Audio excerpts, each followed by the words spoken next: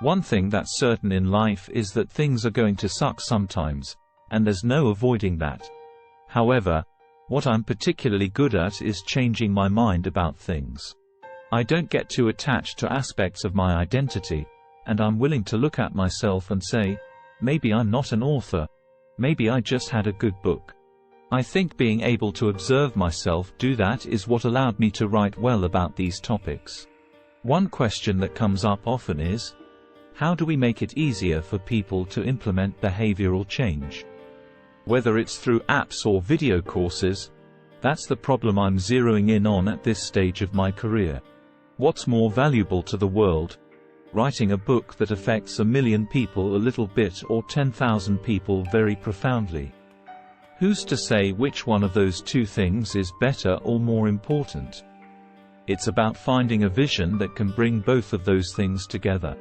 It's about being realistic about who you are, and where you are, and then making a solid decision about what is better in the world, and what is a worthwhile pursuit.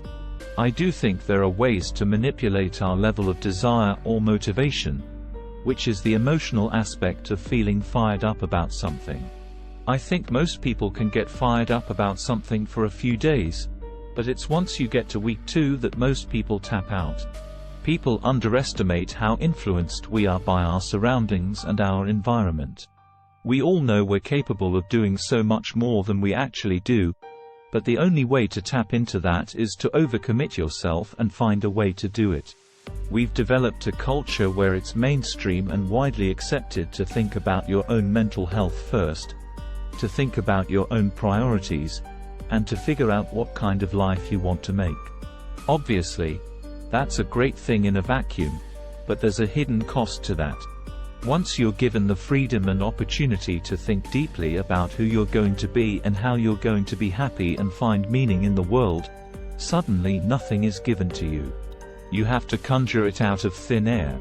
100 years ago, life was objectively worse, but it was always clear what your purpose was, what the goal was, and what the meaning of your life was.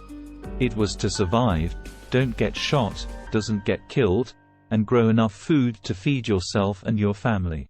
Everybody woke up every day knowing exactly what they were going to do that day and what had to be done, or else the consequence was potentially death.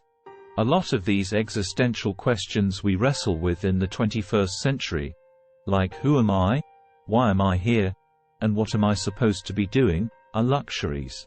They're very first world problems, and in many ways, we've traded physical struggle for psychological struggle. There's a strong argument that affecting 10,000 people very deeply is arguably a more valuable contribution to the world. It took me a long time to detach myself from the numbers game, but when you're starting out as a writer or a podcaster, you love seeing the numbers go up. Every year, the number is higher than the year before, and it feels good. It motivates you, and you feel inspired.